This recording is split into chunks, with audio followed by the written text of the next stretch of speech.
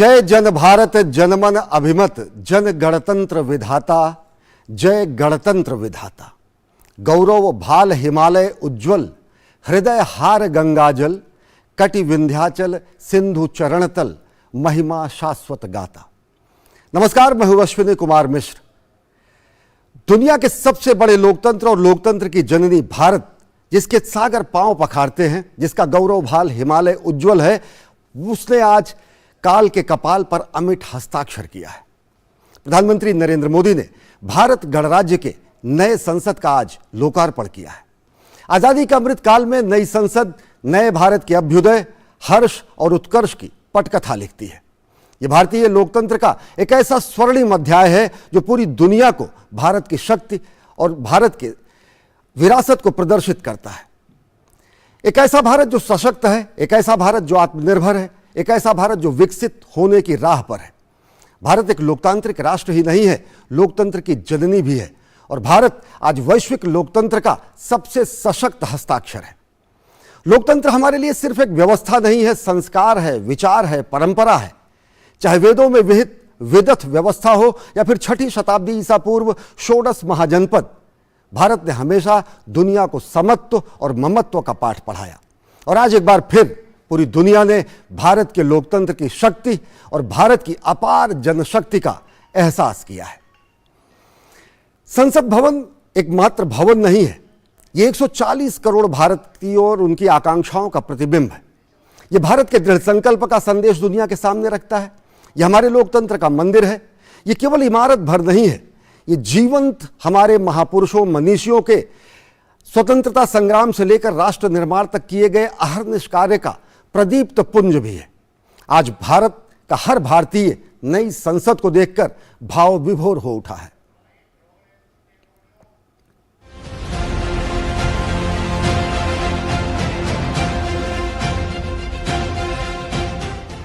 हर देश की विकास यात्रा में कुछ पल ऐसे आते हैं जो हमेशा के लिए अमर हो जाते हैं। आज 28 मई 2023 का ये दिन ऐसा ही शुभ अवसर है। ये सिर्फ एक भवन नहीं, ये 140 करोड़ भारतवासियों की आकांक्षाओं और सपनों का प्रतिबिंब है। ये नया भवन आत्मनिर्भर भारत के सूर्योदय का साक्षी बनेगा। हमारे देश के अलग अलग हिस्सों की जो विविधता है, इस नए भवन ने उन सबको समाहित किया है। एक तरह से एक भारत श्रेष्ठ भारत की भावना के दर्शन। इस अमृतकाल का आह्वान है, मुक्त मातृभूमि को, मुक्त मातृभूमि को नवीन पान चाहिए, नवीन पर्व के लिए नवीन प्राण चाहिए। मुक्त गीत हो रहा, मुक्त गीत हो रहा, नवीन राग चाहिए, नवीन पर्व के लिए नवीन प्राण चाहिए।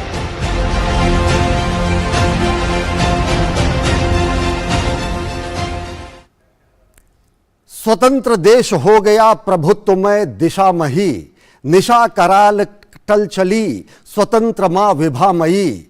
मुक्त मातृभूमि को नवीन मान चाहिए, नवीन पर्व के लिए नवीन प्राण चाहिए। चढ़ रहा निकेत है कि स्वर्ग छू गया सरल, दिशा दिशा पुकारती कि साधना करो सफल। मुक्त गीत हो रहा, नवीन राग चाहिए, नवीन पर्व के लिए नवीन प्राण चाहिए। और यही आह्वान किया प्रधानमंत्री नरेंद्र मोदी ने, और यही आह्वान प्रधानमंत्री नरेंद्र मोदी ने पंच प्रणों के माध्यम से किया था। वो पंच प्रण जो आत्मनिर्भर भारत से विकसित भारत की राह पर पूरे देश को ले जाते हैं। आज प्रधानमंत्री नरेंद्र मोदी ने देश की जनशक्ति को और देश की युवा शक्ति से यही आह्वान किया कि आजादी के अमृतकाल में जब हम शताब्दी वर्ष मनाएंगे तो अगले 2047 में पूरी दुनिया के सामने विकासशील नहीं, विकसित भारत सबके सामने समुन्नत होकर खड़ा हो। और केंद्र सरकार ने न केवल नए संसद भवन को बनाने का फैसला किया, बल्कि तय समय सीमा में उसे पूरा करके राष्ट्र को समर्पित भी कर दिया। प्रधानमंत्री नरेंद्र मोदी ने विधि विधान से आज नए संसद भवन की पूजा अर्चना की। पवित्र सेंगोल की स्थापना की गई लोकसभा में। साथ ही साथ स्थापित किया गया वो हमारी विरासत जो भुला दी गई थी। सेंगोल यानी राजदंड, राजदंड यानी धर्मदंड, धर्मदंड यानी वह धर्म जो कहता है धर्मो रक्षति रक्षितः। रविवार की सुबह देश में लोकतंत्र की किताब का नया अध्याय साथ लेकर आई। शान से सर उठाए खड़ी संसद की नई इमारत में प्रधानमंत्री मोदी का आगमन हुआ तो उनका स्वागत परंपरागत ढंग से किया गया। शुभारंभ समारोह की शुरुआत हवन और पूजन से हुई। प्रधानमंत्री मोदी ने संसद की नई इमारत में पूरे विधि विधान के साथ पूजा की। इस दौरान पूरे वातावरण में मंत्रों की आवाज गूंजती रही।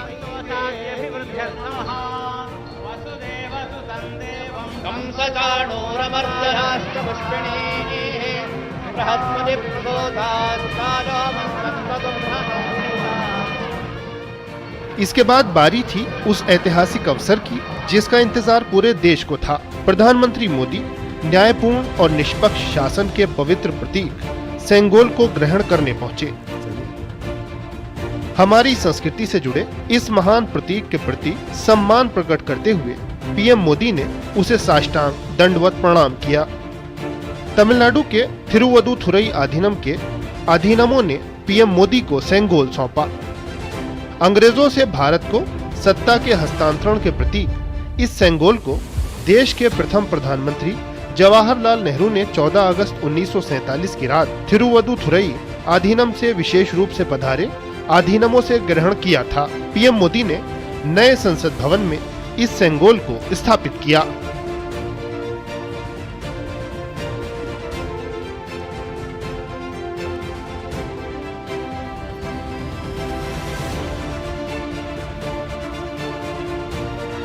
सेंगोल की स्थापना के बाद प्रधानमंत्री मोदी ने नए संसद भवन को राष्ट्र को समर्पित किया। पीएम मोदी ने भव्य संसद भवन के निर्माण से जुड़े श्रमजीवियों को सम्मानित किया।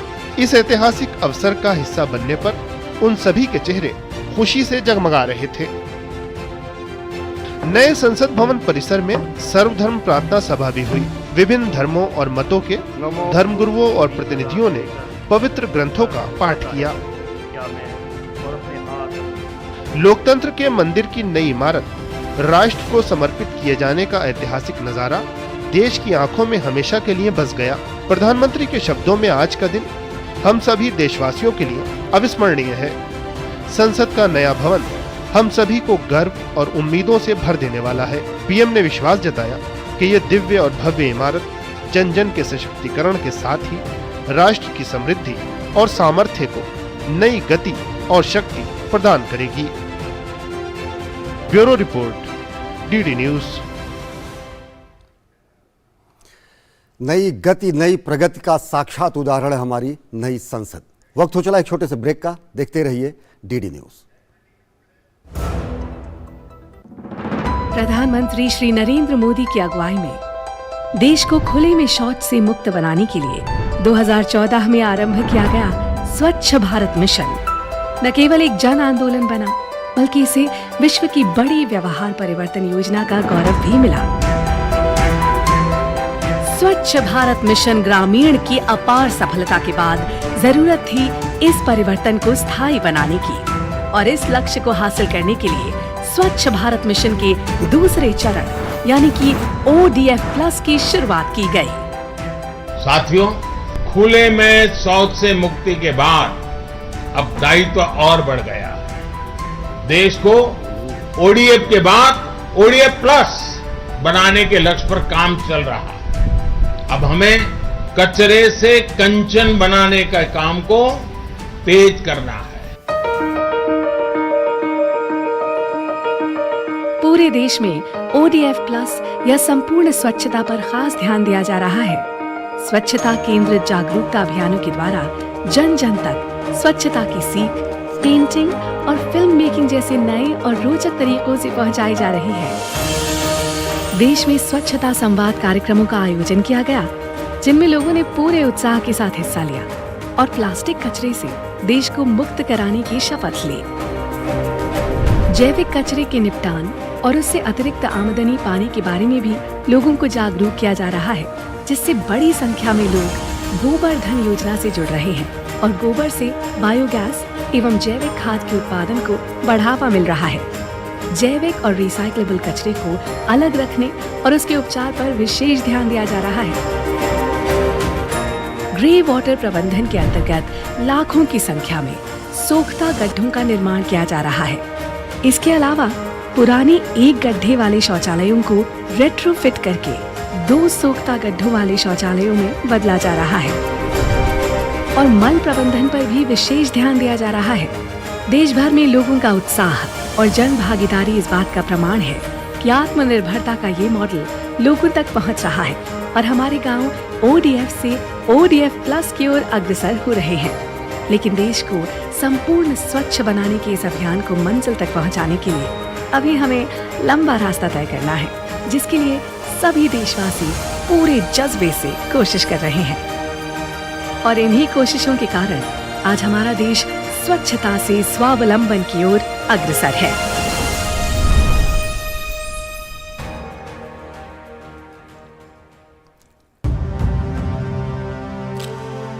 भारत की पोलियो से जीत की कहानी बड़े बड़े शब्दों में लिखी जाएगी, पर इस जीती हुई लड़ाई को कायम रखने के लिए हमें अपने प्रयासों को जारी रखना होगा, जब तक दुनिया से पोलियो का खतरा पूर्ण रूप से टल न जाए। खतरा है बरकरार, इसीलिए पोलियो की खुराक पिलाना है हर बार। 2 बूंद हर बार, पोलियो पर जीत रहे बरकरार। और ब्रेक के बाद आप सभी का स्वागत है। 14-15 अगस्त 1947 की मध्यरात्रि जब भारत स्वतंत्र हुआ, तो उससे पहले तमिलनाडु के अधीनम दिल्ली आए थे और उन्होंने सत्ता के हस्तांतरण के प्रतीक सेंगोल को तत्कालीन प्रधानमंत्री पंडित जवाहरलाल नेहरू को दिया गया। लेकिन अफसोस, एक सुनहरी वॉकिंग स्टिक के रूप में किसी संग्रहालय में इलाहाबाद के संग्रहालय में वो स्थित थे। वहाँ से गरिमापूर्ण तरीके से सेंगोल को लाया गया और अब उसे बेहद गरिमापूर्ण तरीके से ही संसद में लोकसभा अध्यक्ष के आसन के नज़दीक स्थापित किया गया। ये न केवल एक राजदंड के स्थापना की प्रतीक है, बल्कि ये भारत की सांस्कृतिक विरासत, भारत के सनातन सांस्कृतिक मूल्यों और भारत के राजदंड जिसमें न्यायप्रियता, पारदर्शिता सर्वोपरि होती है, उसकी भी प्रस्थापना हमारी संसद में करता है। संसद की वो प्रस्थापना जो कहती है हम भारत के लोग भारत को एक संपूर्ण प्रभुत्व संपन्न समाजवादी लोकतंत्रात्मक गणराज्य बनाने के लिए और अंततः हर एक में बंधुता, हर एक में भ्रातृत्व और अवसर की समानता देने की बात करती है। वहीं पर आज वो धर्मदंड, वो राजदंड स्थापित किया गया। जानना जरूरी है कि क्या है सेंगोल। सेंगोल की अगर बात करें तो सेंगोल शब्द तमिल सेमई से बना हुआ है और इसका अर्थ होता है नीति परायणता। नीति परायणता यानी नीति से चलना। सेंगोल के शीर्ष पर नंदी विराजमान है, जैसा कि आप देख सकते हैं। नंदी शैव परंपरा में भगवान शिव के वाहन माने जाते हैं।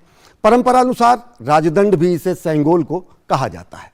सत्ता परिवर्तन के समय राजदंड सेंगोल का इस्तेमाल होता है और चोल राजवंश में राजदंड सेंगोल नए राजा को सौंपा जाता था। मौर्य साम्राज्य, गुप्त साम्राज्य, विजयनगर साम्राज्य में भी सेंगोल के दिए जाने के प्रमाण हैं। और आज़ादी के समय 14 अगस्त 1947 को सेंगोल का इस्तेमाल हुआ था, तब जबकि ब्रिटिशर्स से भारत को सत्ता हस्तांतरित की जा रही थी। अंग्रेजों से सत्ता हस्तांतरण का प्रतीक बना सेंगोल, और नेहरू जी ने सी राजगोपालाचारी की सलाह पर तमिलनाडु से सेंगोल को मंगवाया, जिसे अधीनम लेके आए और विधि विधान से उस समय उन्हें प्रदान किया गया। पहले प्रधानमंत्री जवाहरलाल नेहरू को सौंपा गया ये सेंगोल, और आज़ादी के बाद काफ़ी समय तक ये सेंगोल प्रयागराज में नेहरू जी के घर पर रहा, यानी आनंद भवन में रहा। बाद के वर्षों में सेंगोल प्रयागराज के संग्रहालय में रख दिया गया। संग्रहालय में इसे टहलने वाली सुनहरी छड़ी के रूप में बताया गया। प्रधानमंत्री नरेंद्र मोदी ने सेंगोल की जानकारी जुटाकर उसे फिर उचित सम्मान दिया, गौरवपूर्ण स्थान दिया, और भारत के न्यायप्रियता को, भारत के धर्मप्रियता को एक बार फिर संसद में स्थापित किया गया। और अगर देखें तो किस तरीके से आज हमारी नई संसद पूरी दुनिया के सामने उन सभी औपनिवेशिक चिन्हों को समाप्त कर देने का एक प्रयास है, जो कि एक आत्मनिर्भर, समुन्नत, स्वाभिमानी भारत के निर्माण की बात करता है। प्रधानमंत्री नरेंद्र मोदी ने कहा कि नया संसद भवन गुलामी की मानसिकता को पीछे छोड़ने की निशानी है। नया संसद हमारे उन अनेक हुतात्माओं को दी गई ऐसी सच्ची श्रद्धांजलि है, जिन्होंने अपने जीवन का क्षण क्षण और अपने शरीर का कण कण इस मातृभूमि के लिए आत्मोत्सर्ग कर दिया।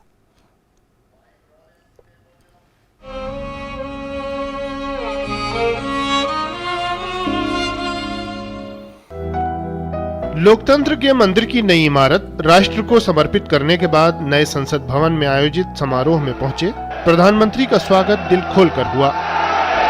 गणमान्य हस्तियों से भरा नए संसद भवन का लोकसभा कक्ष पीएम मोदी के अभिनंदन से गूंजता रहा। लोकतंत्र की जननी भारत में लोकतंत्र के मंदिर की नई भव्य इमारत का शुभारंभ था ही ऐसा अवसर कि जोश और उत्साह हर तरफ महसूस किया जा सकता था। इस ऐतिहासिक अवसर पर पीएम मोदी ने स्मारक डाक टिकट जारी किया। पीएम मोदी ने 75 रुपए का एक विशेष स्मारक सिक्का भी जारी किया। अपने संबोधन में प्रधानमंत्री मोदी ने कहा कि जब भारत आगे बढ़ता है तो दुनिया आगे बढ़ती है। संसद का नया भवन भारत के विकास के साथ साथ विश्व के विकास का आह्वान करेगा। आज फिर एक बार पूरा विश्व भारत को, भारत के संकल्प की दृढ़ता को, भारतवासियों की प्रखरता को,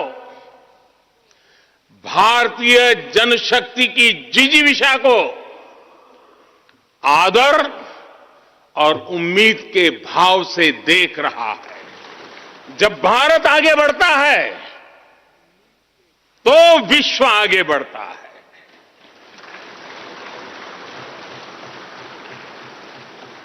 संसद का ये नया भवन भारत के विकास से विश्व के विकास का भी आह्वान करेगा। पीएम ने कहा कि लोकतंत्र हमारे लिए सिर्फ एक व्यवस्था नहीं, एक संस्कार है, एक विचार है, एक परंपरा है। उन्होंने कहा कि नया भारत गुलामी की मानसिकता को पीछे छोड़ रहा है।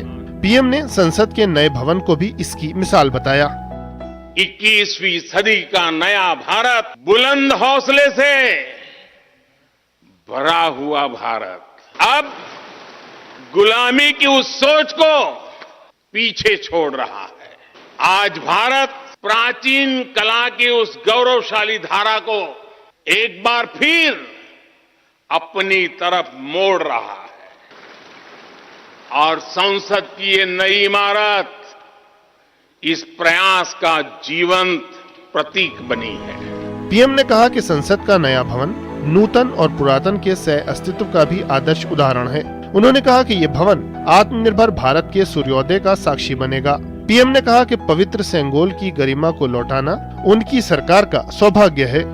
ये हमारा सौभाग्य है कि इस पवित्र सेंगोल को हम उसकी गरिमा लौटा सके हैं, उसकी मान मर्यादा लौटा सके। जब भी इस संसद भवन में कार्यवाही शुरू होगी, ये सेंगोल हम सभी को प्रेरणा देता रहेगा। पीएम ने विश्वास व्यक्त किया कि संसद का नया भवन एक नए समृद्ध, मजबूत और विकसित भारत के निर्माण का आधार बनेगा। उन्होंने गरीब कल्याण के लिए प्रतिबद्धता पर जोर दिया। गरीब, दलित, पिछड़ा, आदिवासी, दिव्यांग समाज के हर वंचित परिवार के सशक्तिकरण का, वंचितों को वरीयता का रास्ता यहीं से गुजरता है। इस नए संसद भवन की हर ईंट, हर दीवार, इसका कण कण गरीब के कल्याण के लिए समर्पित है। नए संसद भवन में राज्यसभा के उपसभापति हरिवंश ने राष्ट्रपति द्रौपदी मुर्मू और उपराष्ट्रपति जगदीप धनखड़ के संदेश पढ़े। समारोह को लोकसभा अध्यक्ष ओम बिरला और राज्यसभा के उपसभापति हरिवंश ने भी संबोधित किया।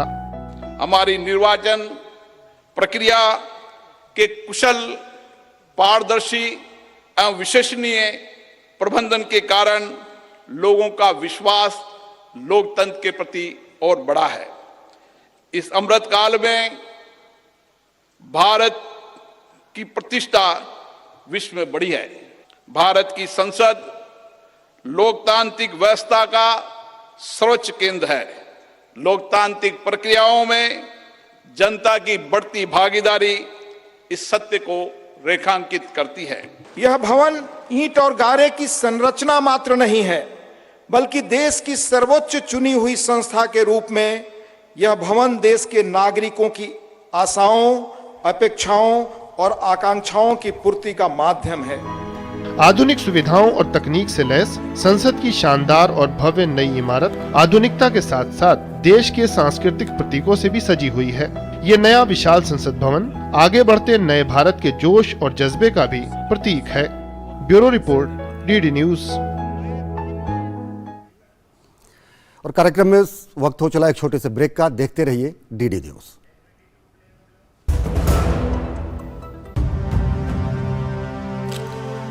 भारत की पोलियो से जीत की कहानी बड़े बड़े शब्दों में लिखी जाएगी, पर इस जीती हुई लड़ाई को कायम रखने के लिए हमें अपने प्रयासों को जारी रखना होगा जब तक दुनिया से पोलियो का खतरा पूर्ण रूप से टल न जाए। खतरा है बरकरार, इसीलिए पोलियो की खुराक पिलाना है हर बार।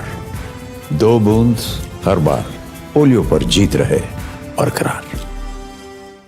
तंदुरुस्ती बहुत चीजों पे डिपेंड करती है, पर खाने के मामले में एक सिंपल फॉर्मूला है। बस यूं समझिए कि प्लस और माइनस का खेल है।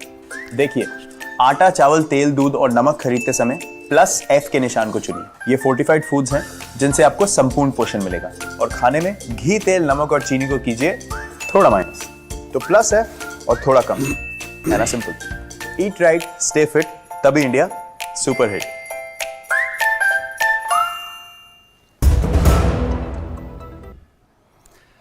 और ब्रेक के बाद आप सभी का स्वागत है। हम बात कर रहे हैं आज लिखे गए स्वर्णिम अध्याय की, भारत के लोकतंत्र में नई संसद के लोकार्पण के, नए हर्ष, नए उत्कर्ष के।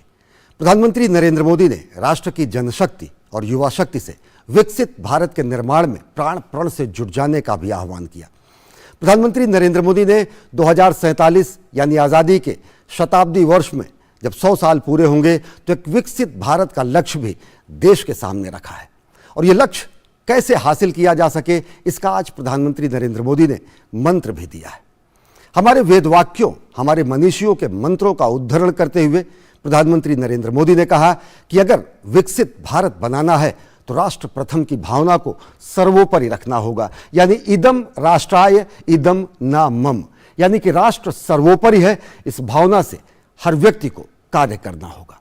दूसरा जो मंत्र प्रधानमंत्री ने दिया, कर्तव्यमेव कर्तव्यम अकर्तव्यम न कर्तव्यम, यानी हमें कर्तव्य पथ पर चलते रहना पड़ेगा, हमें अकर्तव्य चीजें नहीं करनी होगी और कर्तव्य पथ पर प्राणपण से कर्तव्य की सर्वोच्चता को रखते हुए हमें आगे बढ़ना होगा।